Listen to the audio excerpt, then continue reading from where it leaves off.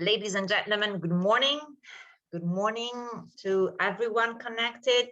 It's a real pleasure to be here and open this second webinar on biogas. As you may see from the screen, this is the second of a series of webinars focused on biogas and organized by the Global Bioenergy Partnership. So the first one took place last week. It was focused on the report that GBEP developed on regional contexts. And we also received a good example from Latin America, from Colombia, and also some other good examples from Argentina and still from the Latin American region. While today, this webinar will be focused on good practices on biogas in Africa. And I would like to give a brief introduction. Connie, if we could, thank you so much. I'll share my screen and I'll be happy to give a brief intro about this event today. I believe you should see my screen. So, as you know, this event is focused on biogas in Africa, with a lot of good examples on the use of biogas in Africa. We'll have also some time for open discussion. But before I give the floor to our honorable speakers and moderators, allow me to mention the context of this webinar, which means the Global Bioenergy Partnership, for those of you who are not familiar with this initiative, which is an international initiative which is formed by more than 80 members between partners and observers, between governments and international organizations, as you may see from the slide. Sustainability has been always at the core of the program of work of the partnership, because we are keenly aware that bioenergy may present excellent opportunities, but not without challenges. And the key is the work on sustainability in order to try to take out the best from the opportunities and address at the utmost also the challenges. In light of this, the Global Bioenergy Partnership has developed what is the most widely recognized and agreed set of indicators to assess the environmental, social, and economic performances of bioenergy. And those are the 24, this is the set of the 24 sustainability indicators of bioenergy that GBEP has developed in agreement and with the support of all the partners of the initiative. I'm sure you are all familiar with this set of 24 indicators. What I would like to mention here is that the measurement of these indicators agreed by the GBEP members is meant to not only have an assessment of the sustainability of the bioenergy produced in a national context, but also to provide policymakers with important information with the view for them to take informed decision-making. And measured over time, of course, these indicators may give additional guidance to policymakers in order to further adjust their national policies to facilitate sustainable development of bioenergy. And as you may also see, these indicators are equally subdivided under the 3 pillars of sustainable development. And these wanted to be a very strong political message, in the sense that with this set of indicators, what GBEP would like to state is that sustainable development of bioenergy can only be achieved if equal importance is given to the 3 pillars of sustainable development: environmental, social, and economic. Well, and also to contextualize this work on biogas, as you may know, the Global Bioenergy Partnership is formed by a steering committee, which is the governing body, the decisional body, and 2 task forces and working groups, 2 technical groups that are working on specific technical aspects, on sustainability on one side and on capacity building activities on the other side. And in the context of the working group on capacity building, you see that the activity group 7 is very much focused on biogas. So it's in the context of this activity group that this series of webinar is organized. And now allow me to introduce our honorable speakers. I would like also, if panelists would like to open up their video, also to recognize them if they wish. I would like to give the floor to the various speakers of today. Our first speaker is slightly in delay, so I will give the floor to colleagues who are supposed to be second in the line of presentations. So we will hear from John Afari Aidan from Biogas Technologies Africa in Ghana, and from Dr. Timothy Kumson from ADB. We will hear an example of commercializing waste management through biogas technology in Africa. And I would now like to give the floor to John in order for him to share his screen and start with the presentation. Thank you so much. John, the floor is yours. Please unmute your microphone. Thank you.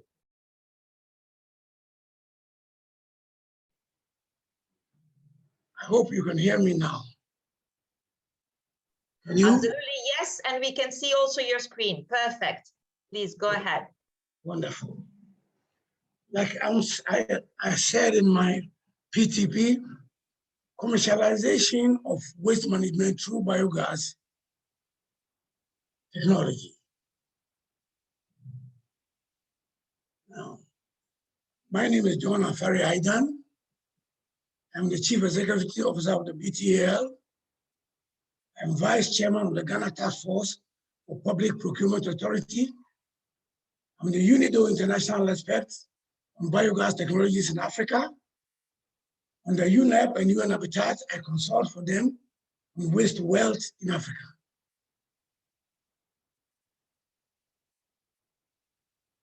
The introduction is opportunities for scaling up biogas, technology for household and commercial industry, operational experiences of the IBTL, capacity building experiences of IBTL, international cooperation experiences of IBTL, and company information. That's what I'm presenting today.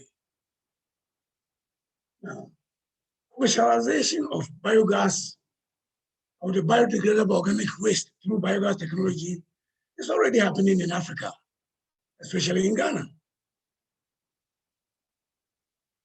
The supply chains for the biogas industry are in place and doing brisk business already. Opportunities for scaling up. Here on the left, you can see biogas stoves, which were manufactured by my company, but the lamps and the cookers are also some of the accessories that can use the biogas. Now, opportunities for scaling up again. On the left screen, you can see all those various types of biogas generators that will generate the biogas into electricity. So they are already in the market.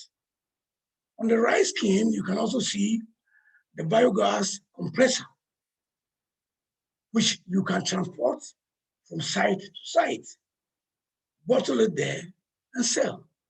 So all these informations are already available. Now, operational experience of biogas, of IBTAL.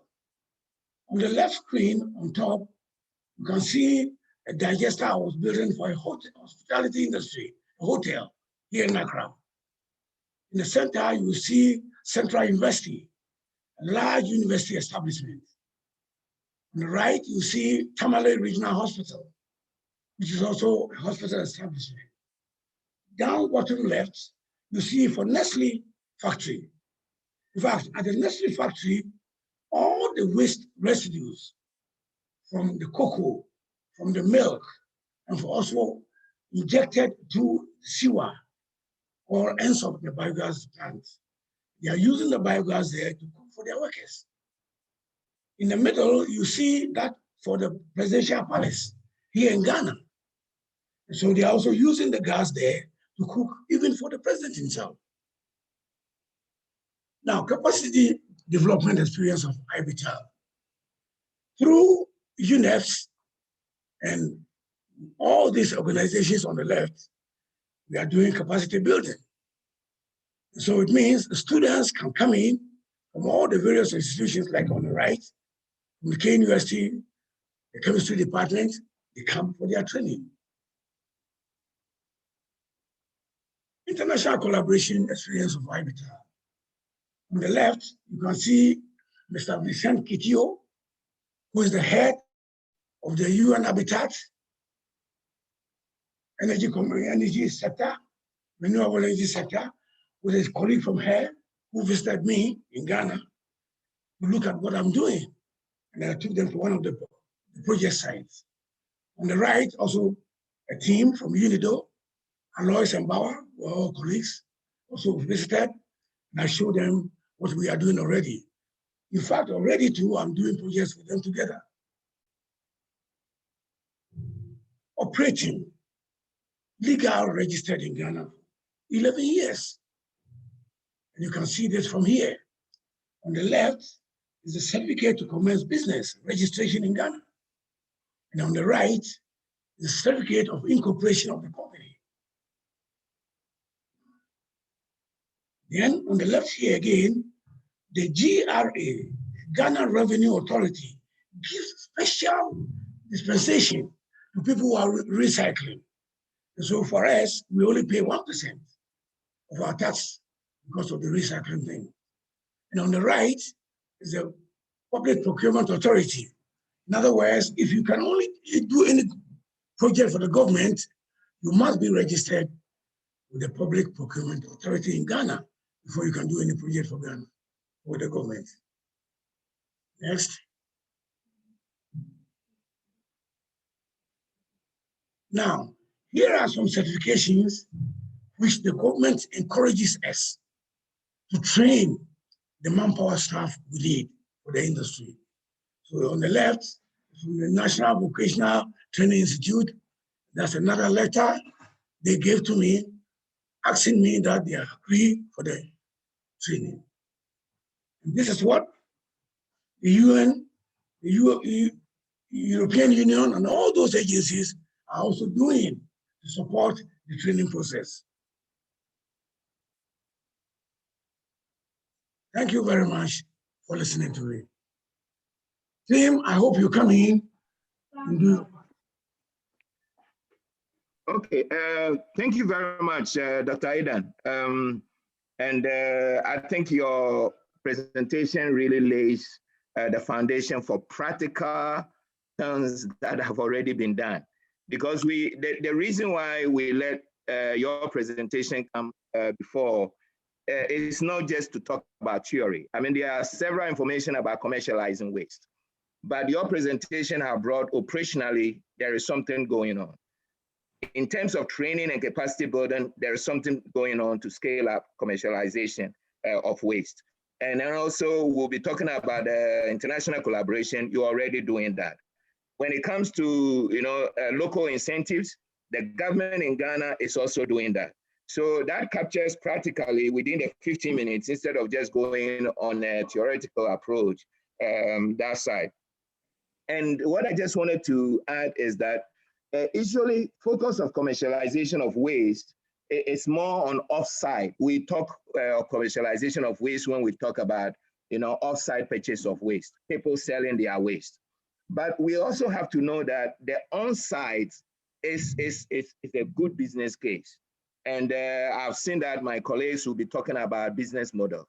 When you look at the IBTAL presentation, you see that most of the installations, and they profile the installation from the industrial sector, which is Nestle, they profile from the hospitality sector, which is the Airport West, they profile the institutions, which is the Central University, they profile also prisons and the medical sector, and even the public government sector.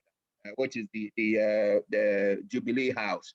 So in all these sectors, you see that the installations are on-site.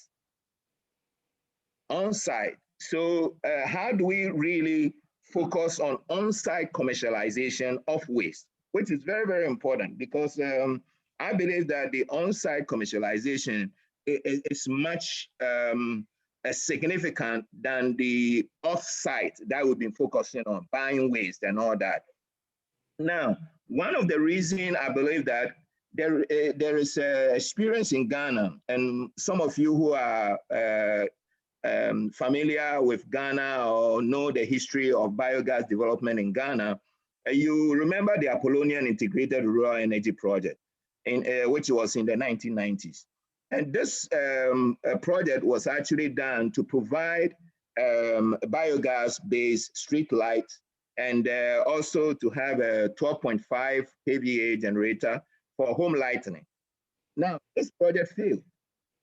And one of the reasons, apart from the maintenance issue, because of the sulfur buildup, that were not really done very well. The other challenge, which is the most significant challenge, actually was transportation and treatment of the off-site waste.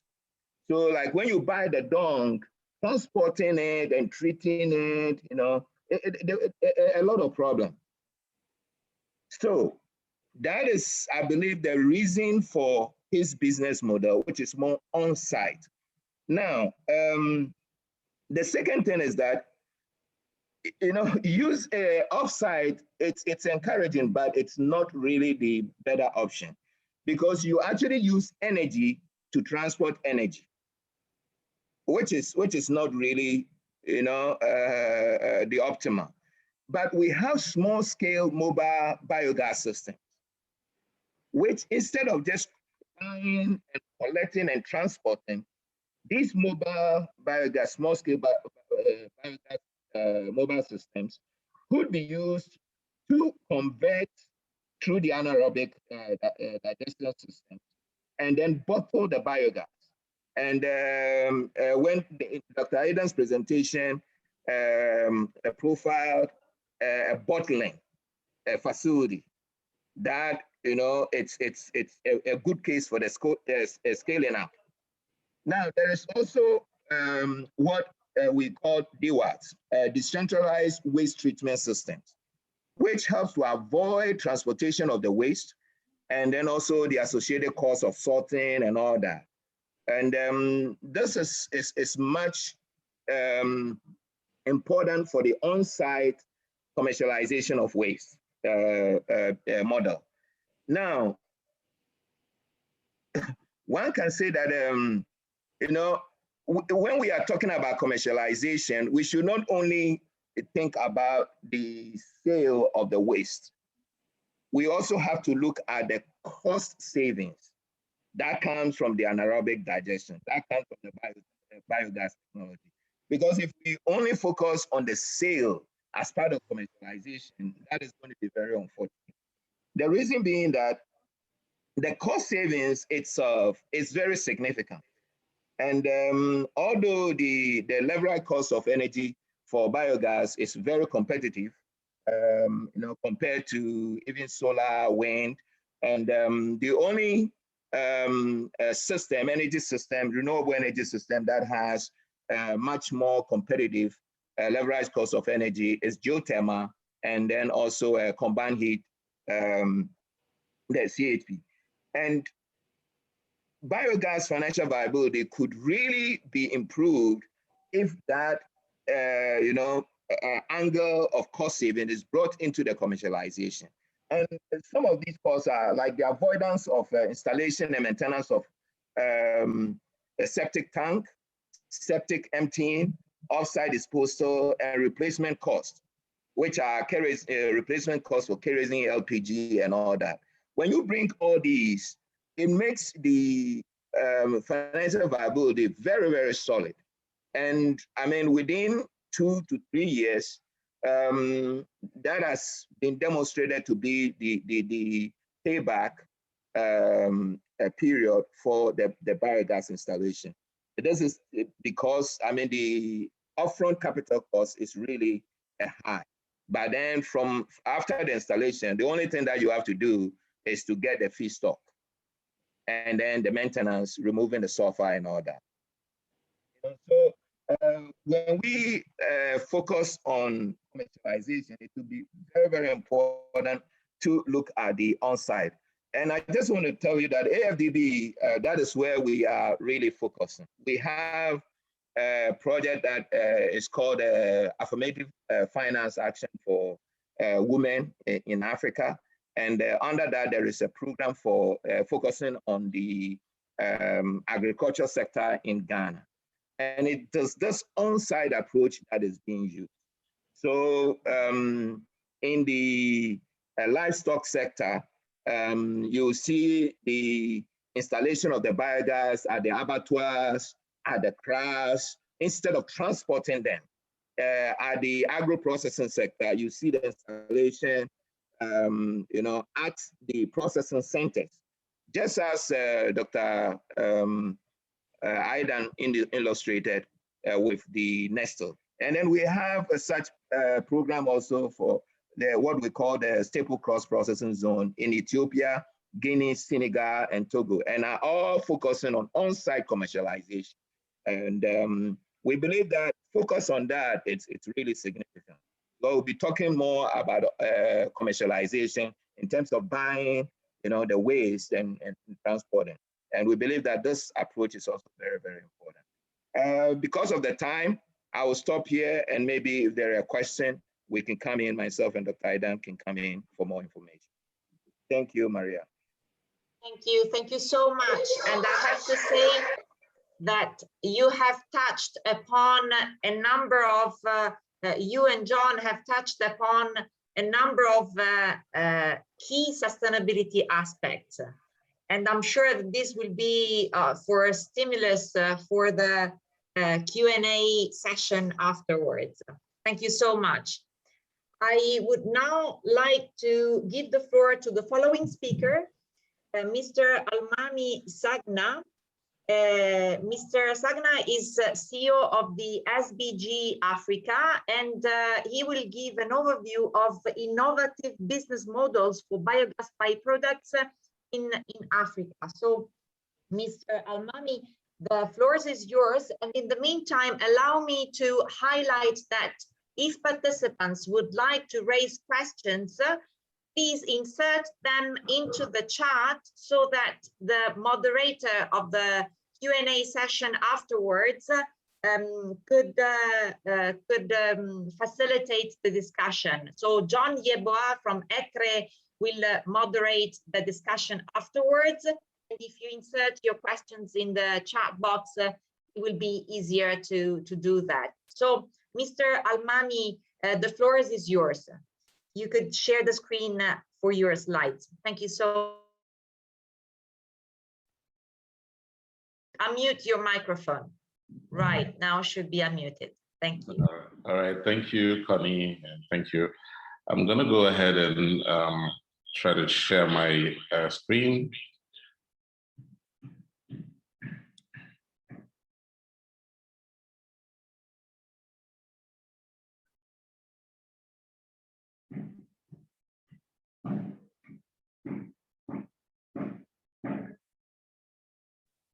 There should, fantastic. Now we see it. You Right. just have to put in presentation mode, and we see it and hear you. Thank you.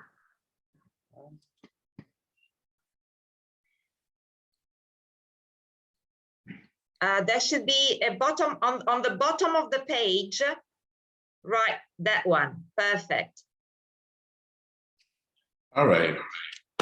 Can you guys see the screen? Yes, Awesome. indeed. Awesome. So first of all, thank you, Connie, and thanks for everyone for participating in this webinar this morning. My name is Almami Sagna. As you said, I'm the CEO of Smart Bioenergy Group, which is SBG based in Senegal. And I have to admit that I very much appreciated some of the comments that the gentleman made at the outskirts of this webinar, especially dealing with the issues of business modeling and also on-site topics. So I will go ahead this presentation and dive more into this topic. So our company is based in Senegal, and this is pretty much the key components of our presentation. I'll quickly go over SBG, but our focus today is not presenting SBG, but the work that we do and the models that we implement in Senegal, and that we'd like to share with you guys and see how maybe this can be scaled in other countries and around the world. So obviously, first case would be a case of local commercial biofertilizer brand. In Senegal, we've created our own brand of biofertilizer derived from biogas equipment. So I'll talk more about it.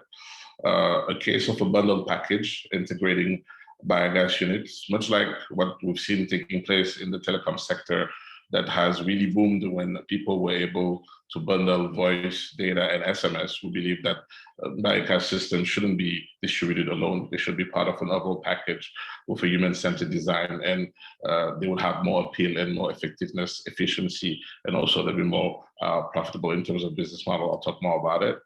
And also a case of a digital layaway platform, which we've implemented recently in Senegal, and that is scalable because there we partnered with a telco operator that is in 13 countries around Africa.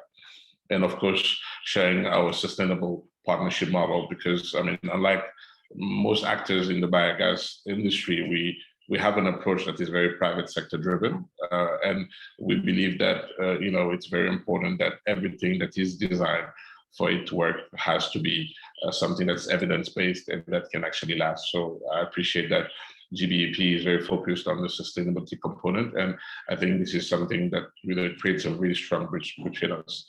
And obviously I'll talk about the next step for growth that is our scaling agenda for the next few years. All right. So about SBG. SBG is a company that's active in the field of organic fertilizer, sanitation, and renewable energies. It builds autonomous production units, APUs, allowing local production of organic fertilizer under the brand Fertibio. Our value proposition for entrepreneurs is that we enable entrepreneurs to increase their income to the production, use, and distribution of organic fertilizer.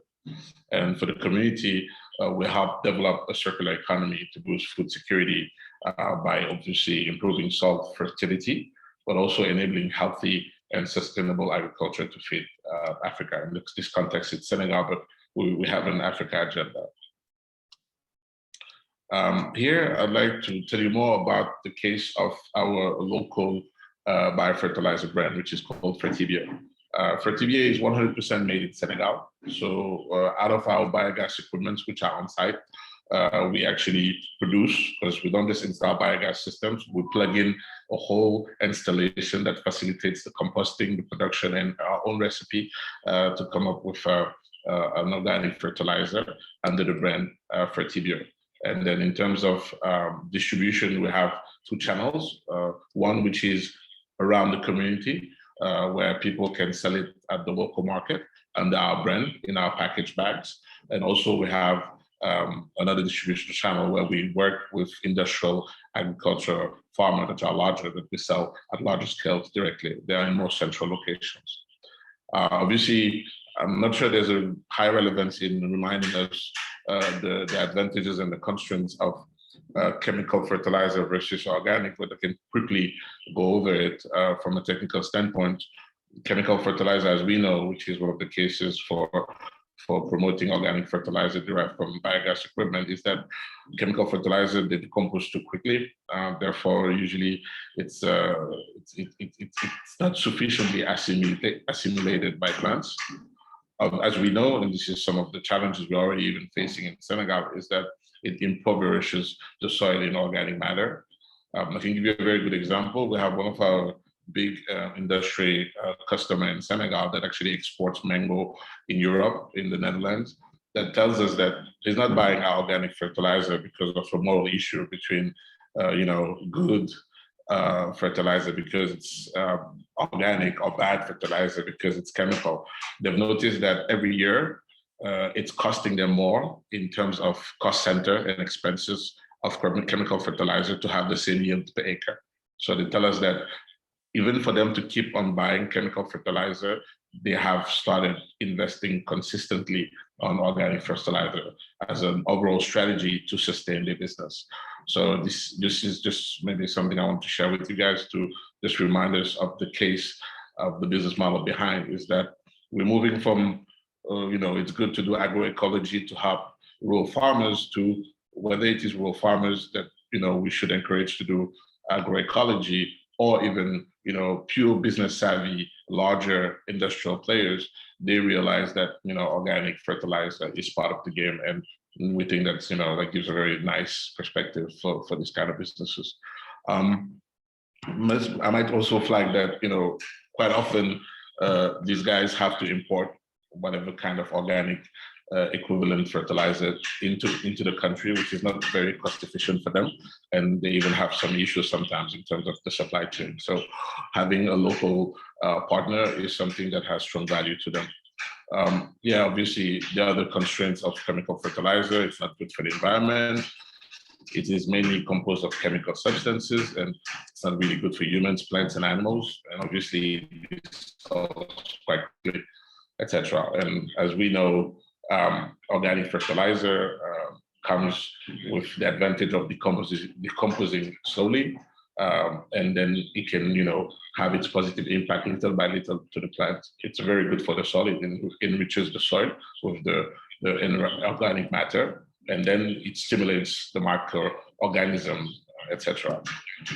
So I'm sure we're in a space where everyone's quite comfortable with the value of effluent and organic fertilizer. So I'll probably just move to the next step. And if there's more questions on this, we'll come back on it. So the Fertibio is a really, strong value brand. It is, slowly, taking its shape, and its presence into the market and acceptance. And, we're noticing that even other players that have similar products, using different types of approaches, often have less concentration of organic matter within the product, which is one differentiating factor in our product. For instance, typical competition in country would have 20 to 30% concentration of organic matter on this kind of product, while we'll have more like 70%. So, it's a high differentiating factor. If your focus is to boost organic matter on the ground, our product is very valuable. Next, maybe giving you some quick idea, because obviously, this is a commercial approach. So we don't just give the product like that. We're dealing with, very, strict and, demanding types of customers, because we're dealing with higher end customers and also more mass customers. We've had to go through the whole testing of our product and making sure that we have a good understanding of, what we have in terms of ratio of organic matter, what we have in terms of, azote, phosphorus, potassium, and also humidity. So these are some of the technical data around our product that we communicate with, because we have a data sheet around the product when we are presenting it to customers, a lot of, samples that they can use to test and make sure that, this fits them before they get into purchasing order or buy progressively. So this is some of the data, the technical, physical, chemical characteristics of our Fertibio organic product. This is one of our, big push for the future, which is the autonomous production unit. We've installed a few, and even recently we've done one with USAID in Senegal that wanted to build more capacity around, access to some of these topics around agri-farmers. So the autonomous production unit, which we call APU, is actually an integrated biogas kit. I mean, this is, I must say, a case of a bundle package integrating biogas units. I wanted to just flag that before moving forward. And then, so the APU is an integrated biogas kit that includes an organic fertilizer production system and an on-site dedicated trained staff. So this is very, very, very important.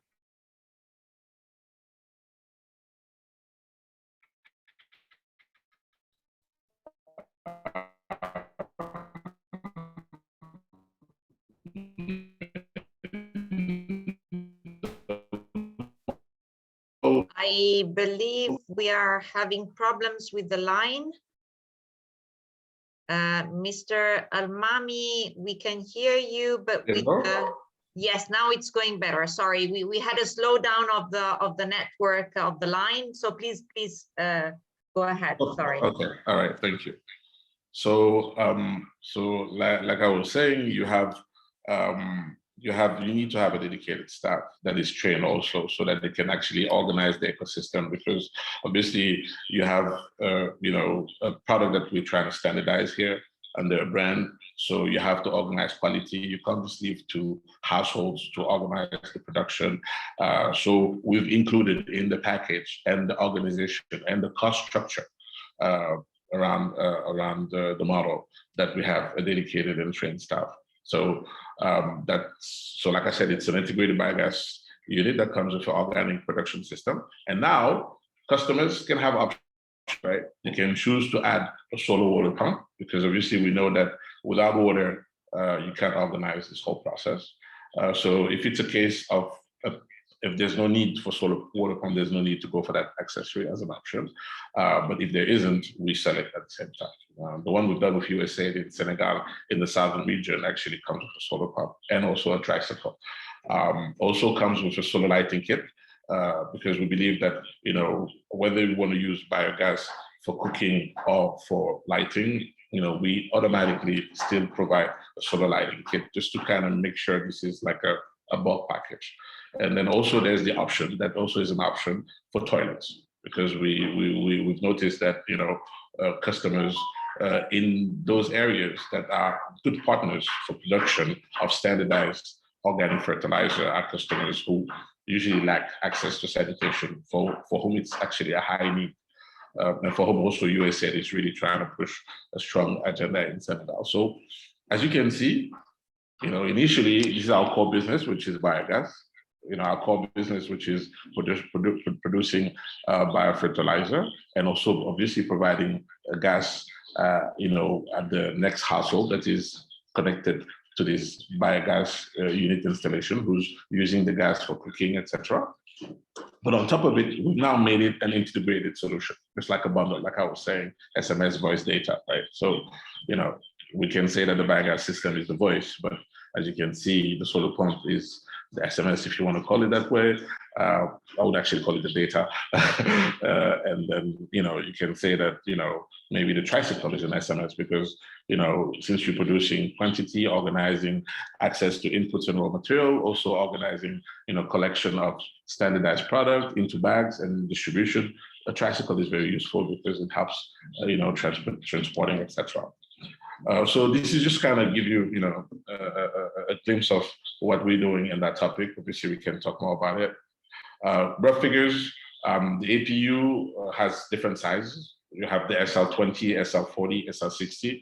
The one we've installed in the southern region is the SL60. It retails for $14,400 US. It requires about 5 over 10 meters in terms of space. It produces 60 tons of our product per year. In terms of input, what you need is water, animal, vegetable matter, obviously the sun. Expected revenues, $24,000 per year.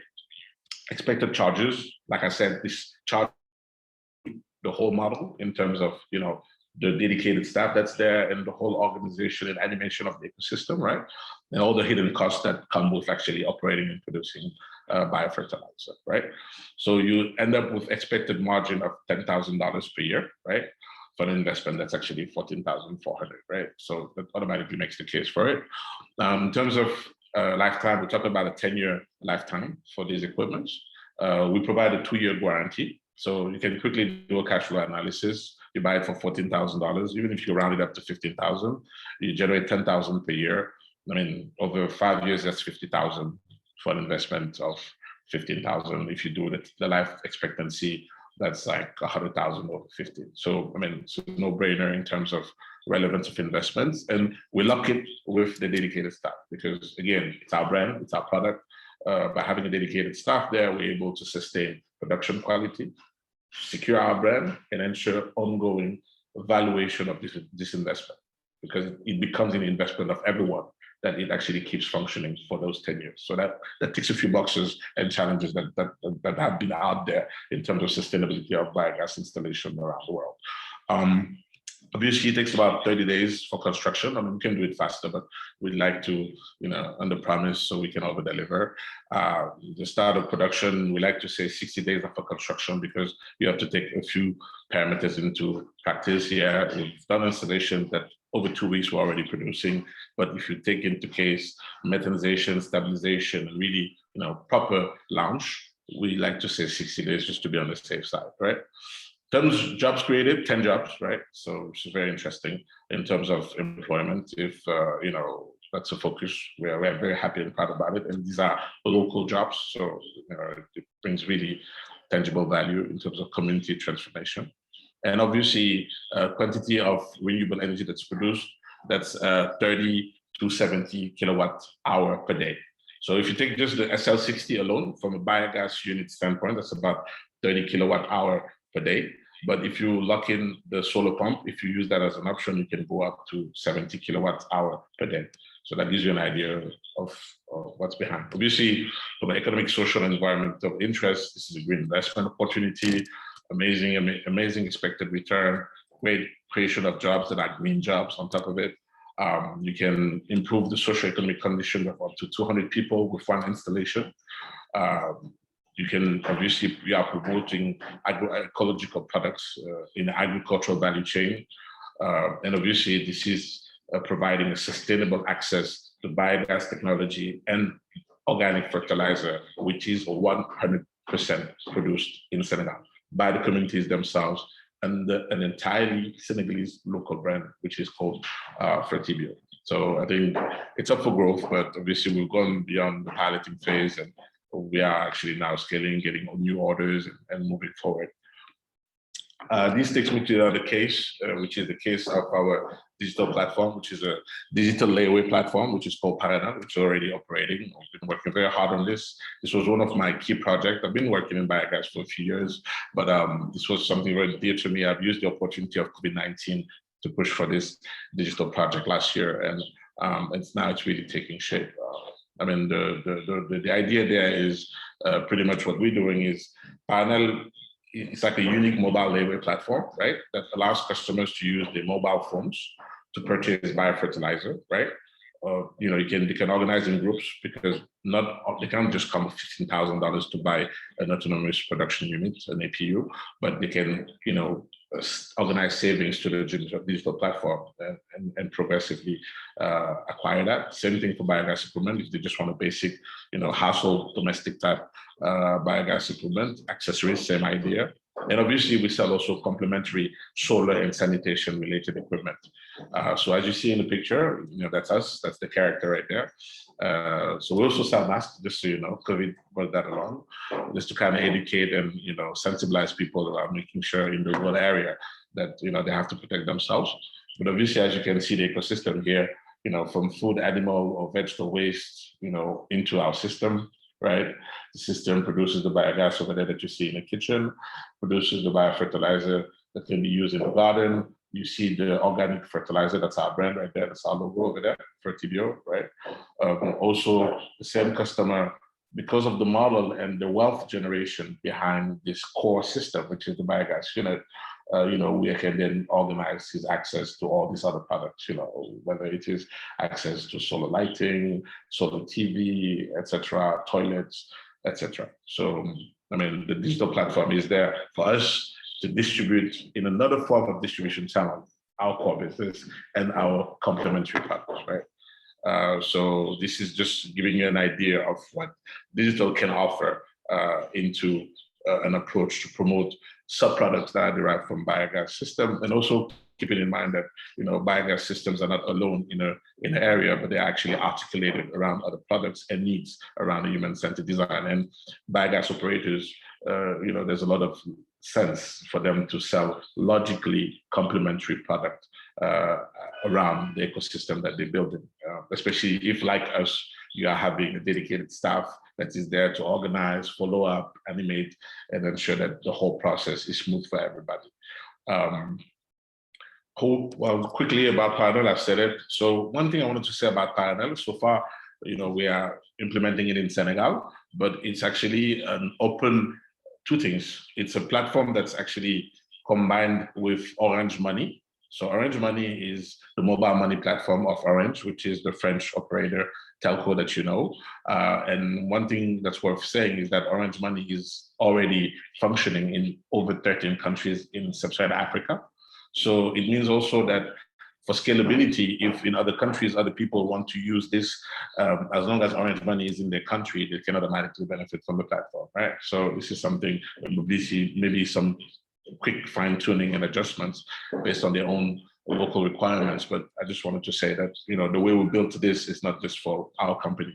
It's built to be a digital platform that can benefit all players that are interested in, you know, duplicating this kind of model by using a model that's anticipated on scalability and partnership, right? And also another thing I wanted to say is it's also an open layaway platform, which means that in practice, our company is just a customer, which means that tomorrow, if another operator in Senegal or in another country wanted to actually use the same platform, the same way we are providing our products and using the layaway platform, they can do it.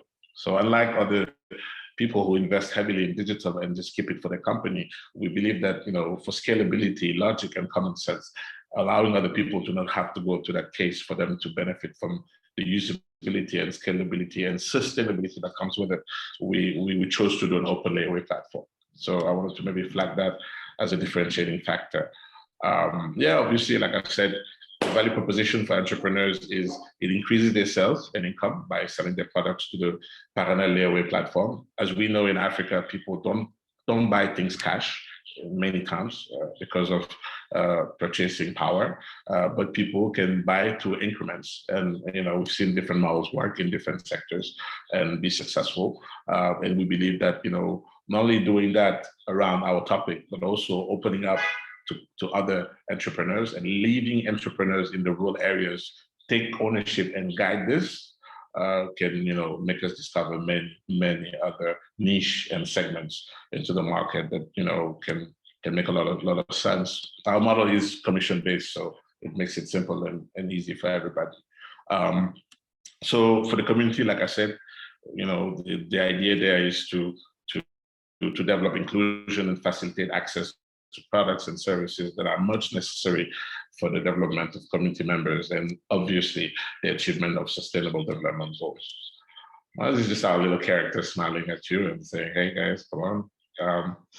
And yeah, you know, sustainable partnership model, you know, everything we do, we like to believe that, yeah, innovative, yeah, tested, yes, evidence-based, yes, you know, now already getting commercial, you know, we already have access to commercial loans. Our company is really, you know, it's a bankable business already. So, you know, we believe that it's good to really articulate better with, you know, partners who are, you know, vested in this topic and who probably haven't, you know, got a chance to meet us, know more about us because, you know, we've been on our side, on our corner, you know, just doing things right and making sure that things were fit before we, you know, got out and start sharing what we're doing. And, you know, more and more we're sharing because things are, you know, it's a natural process. But yeah, we are very focused on sustainable development goals. It's very dear to us. And our model takes care of 12 SDGs simultaneously, right? Which we think is a strong value proposition. Obviously, time doesn't avail us to get more into detail into that, but if people have questions around it, this is something definitely we see that's very important in terms of impact. And yeah, we think that, you know, these APUs and this approach and models is very, very suited and a concrete response to issues of self-employment, entrepreneurship, and development of activities for economic operators in the rural and urban area, which is really the biggest challenge that we're facing in Africa. Well, this is just a picture of one of the units we've installed. These are bags, so you can see there with the Fertivio logo on the left there. And as you said, we train them to do the whole thing on site. And we're very proud of these APUs and how it's transforming communities and how it's making also economic sense to us. Yeah, quickly, some of the partners we have, just to give you an idea, as you see us, company, what we do, I've already said that. USAID, we work with them and they help us identify, you know, potential groups or entrepreneurs that can work with us into scaling this model. And also work with CMS, which is the leading microfinance institution in Senegal. They have over 800,000 members in Senegal. And, you know, they've been, you know, already funding some of these models. So they actually groups go to them, express the need, They analyze the bankability around it, the impact it's going to have in terms of cash flow for them. They give them a loan. We receive it as a supplier. We do the installation, and then we accompany them as a focal point into organizing that. So again, I just wanted to show how private sector can work with also donors, partners, projects, but also making sure that the model can scale on its own. It doesn't require eternal subsidy, which is, I think, a key component of measurability for sustainability. Just maybe last slide around the next step for growth. Vertibio aims to, we have a plan for 2021-2025, it's our growth plan. The ambition there is to produce 5,000 tons of organic fertilizer per year. Currently, we produce already 1,000, to give you an idea, per year. In terms of APUs, the plan is to have 500 APUs installed over the growth plan. That requires about $10 million of investment next year. So we're working this year into next year into organizing mobilization. We started conversation and we're open for more conversation on that. That represents $12 million of revenues per year and $5 million of margin per year. Just give you ballpark figures in terms of what this makes sense in terms of economic approach. And parallel, we want over that same period to have 100,000 users on the platform. We've recently launched it, already starting having some users, but we have a number in mind in terms of how to achieve that.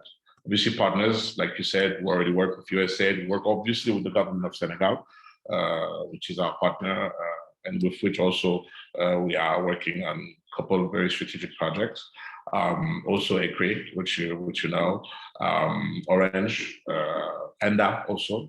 So just give you a glimpse of the partnership approach that we have so far and that we plan on extending. Obviously, I could say more, but I'll thank you for your attention for now. There's more to share. We can't say everything, but gives you a good idea of what we're already doing. Thank you for your attention. Open. Thank you. Thank you so much, Almami, for your very interesting presentation. And there are a lot of points that you raised that are very much connected to sustainability that are complementary to those that were presented by the previous two speakers. So it's very good to have received a very wide overview of the various sustainability aspects of biogas opportunities and biogas experiences in various countries in Africa. So it seems that our colleague Justin Lekoto from the Songhai Center unfortunately is having problems in connecting today, but we will make sure that his presentation as well as the presentation that were given by the other colleagues on the panel will be posted on the GBEP website together with the recording of this webinar. So before, so now we have another 15 minutes because we have to close at 40 because Timothy has to leave, and it's good if we could close in 15 minutes. And I would like to give now the floor to John Yeboah, colleague from the ECOWAS Center for Renewable Energy and Energy Efficiency, who will kindly moderate the discussions. I have already seen a lot of questions on the chat. So John, over to you. We have on the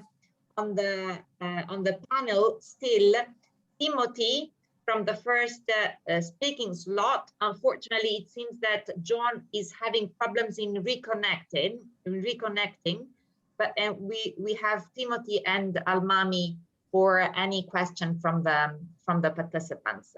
John, over to you. Thank you very much, Michaela.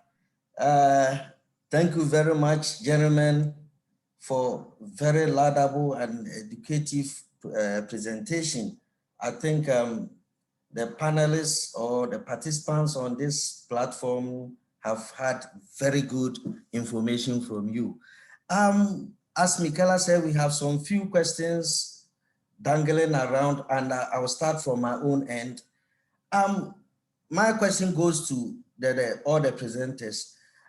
What policies do you think could be useful in the future to help you grow your project or business or replicate it elsewhere? Any of you can give us answer. We're talking about policies and legal framework that will help the replication and production or support the growth of biogas industry going forward in the future.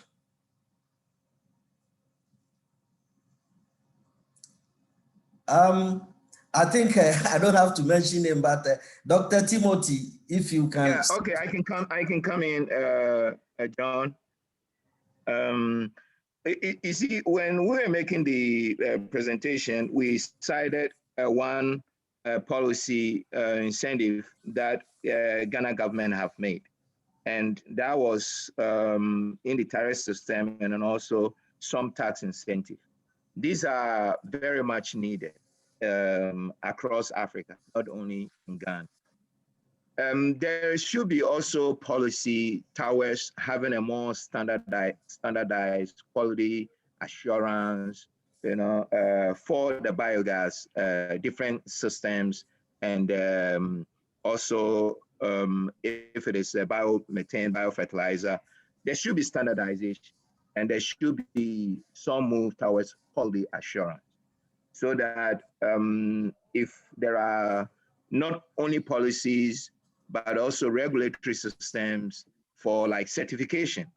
Before a biogas company, currently what we have, if the person knows some form of masonry and think that can construct a biodigester, you know, then, you know, you just put up that.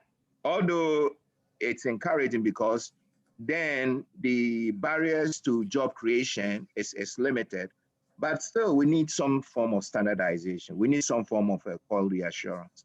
So training and certification is also very, very important to make sure that, you know, if you are building this particular type, these are the standards and these are the operational safety measures and all that. Because the thing is, one unfortunate instance, right, is going to derail the whole innovation.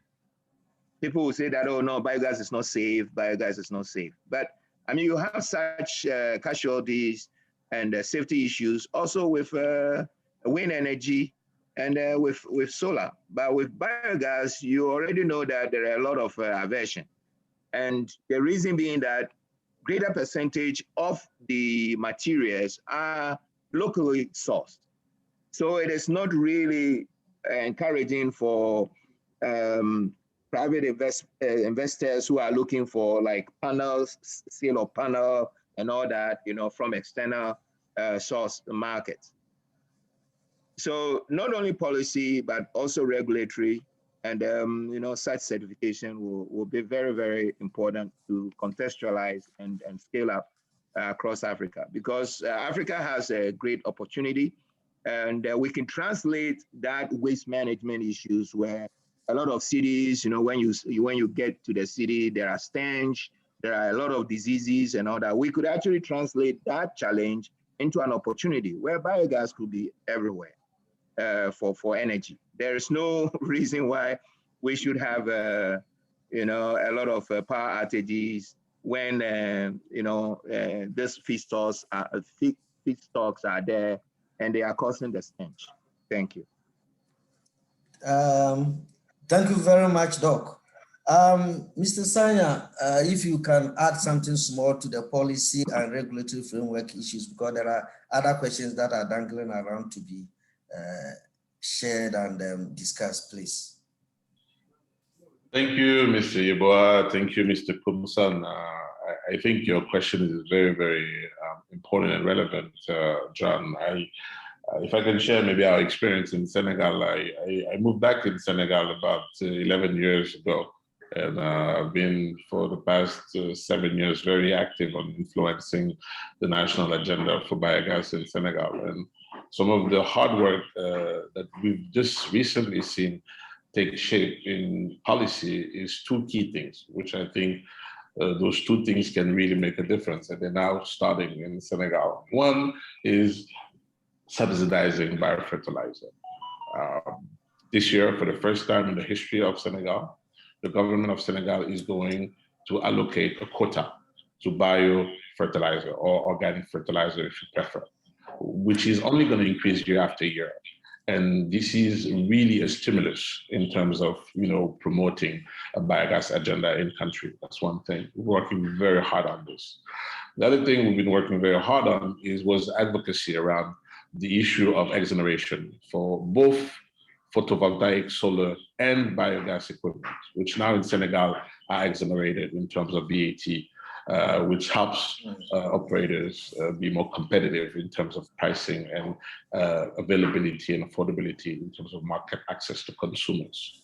And then one other thing that's been very important, which is the approach. In Senegal, they had a biogas program that before used to subcontract to small, tiny operators the construction of dome technologies into the country. Usually those companies were small, they were not really trained, they're not really organized, very weak financial capacity. And like you said, they're very far from best practices. Government has moved from subcontracting to saying, guys, now we want to be a facilitator. So now government is a simple facilitator for biogas industry in Senegal, which means that now they organize a licensing process. Once you're licensed, you are a recognized biogas operator. If you're not licensed, you shouldn't be installing anything, right? So thank you very much, Mr. Amami, for this good information you're providing us. For the sake of time, may I get to the next question, please? There's a question here, very, very interesting, that if you have to select one main barrier that you encounter in your biogas installation or industry, let me put it that way, what do you think, what will it be? If you have to select just one main barrier to your business, what will it be? Well, I'm not sure. I have to select one? Just select one for me. Unfortunately, yes. Just one. Yes, I'm not sure I get the question. Can you rephrase it? Okay, I can go first. Maybe that will give you Amani the clue. For me, I think it's finance. The reason being that the capital cost of biogas installation is very, very high, as I refer. Once you have that capital cost taken care of, you could install the biogas, and the operation itself and maintenance is not really very demanding in terms of financial resources, because once the biogas is installed, and so far as you have your the sustainability of the feedstock handled, the biogas will be producing. So for example, AFDB, what we are doing is to tap into other concessional resources like the Green Climate Fund. And I made mention of the AFAWA in Ghana and the SCPZ in Ethiopia, Guinea, Senegal, and Togo, where the main reason is to provide this financing that is needed to handle that capital, the huge upfront capital cost. So I would say finance. Maybe Amami have a lot of has a lot of financial resources, so that makes I brought in just one because of time. So okay, Mr. Amami, please one. No, I understand better the question. I think, like Timothy said, obviously capex is key, and this whole model requires capex, and even to accelerate time to market, you need to control capex. For instance, one thing that has been slowing us so far is actually waiting for customers to get financing before we can actually receive those funding to move. So it delays the whole process. So like you said, if there was a way to improve that, that would make a difference. However, what I didn't get a chance to finish, John, earlier, was in the facility that government has made in Senegal. Once you are licensed, you become eligible for facility up to $800,000 for funding, which means that once you become a licensed operator with the criteria that the government of Senegal has recently changed, you can get a facility that is funded by the European Union in Senegal up to $800,000 because you are a licensed partner of the government of Senegal to promote biogas. So I think this avenue could be aggregated, if I take the point of Timothy. So whatever size of that existing envelope is, there should be some more aggregation in getting more donors and funders to fund this kind of approach so that CapEx can go to that route. So government organizes regulation and facilitates, and at the same time provides financing to that licensing. And then behind, some work is done for additional funding so that more and more operators can be licensed and more funding can help irrigate the value chain. Thank you very much. Thank you very much. I would have wanted to chip in just one question on the social, it's a social question. It's about feedstock handling and stigmatization by the local people, if you are facing that in your industries. But unfortunately, time is not on our side. I can see from Michaela's end that time is not on our side, but I would have wished if you have this problem of social stigmatization on the feedstock for biogas. Quickly, I wouldn't say for fish stock, but challenges in terms of human waste management, right? Today, it's very hard to organize any production of biofertilizer that is derived from substrate from human beings. People don't accept it yet. There needs to be proper sensibilization for that to take place. We see that accepted in some regions in the South, but overall in the country, people still accept if the substrate is animal or vegetable, but human, they don't accept. Fish is not a problem because Senegal, 3/4 is the ocean, Atlantic Ocean. So using fish as a substrate is not a problem, much like any other animal-derived type of substrate. But our big challenge around that space of your question is human substrate, which is a big opportunity, we believe. But I think it's a serious work culturally in Senegal because majority of people are Muslim. They have a certain culture around the human waste, etc. So, but I think sensibilization, capacity building, and communication maybe can help leap into that. Okay, thank you very much, Michaela. John, can I just have a one second intervention? Yes, please. I think coming from Ghana, right? You know about Zoom Lion, right? Yes. Before Zoom Lion, anyone who deals in waste, we call them, like crew. We have a name, for them. Yeah. But Zoom Lion came and rationalized the business altogether. Yeah. And you see the wealth that he made. Yeah. So now waste management in Ghana is not really stigmatized because he have demonstrated that there is money in it. That is the way we have to go. Okay. Thank you very much, Doc. Michaela, I think I'll have to hand over to you because of time. Yeah. Thank you so much. Thank you, John. Thank you, Timothy and Almami, for this great exchange. You have replied to many of the questions that were on the chat. I see still a couple of questions that remained unreplied because of the lack of time, but Tony and I will make sure that our speakers will have the opportunity to reply to those questions. In particular, there was a question for Almami regarding inputs needed for the business plan that you presented, and also a question regarding biogas leakages. If you've ever done a sustainability assessment of the amount of the percentage of leakages, because this is in the experience of some participants, something that may happen, and that may have an impact also on the business plan. So we will make sure that those questions that were not be in the position to be replied will be replied in writing so that participants could have their reply.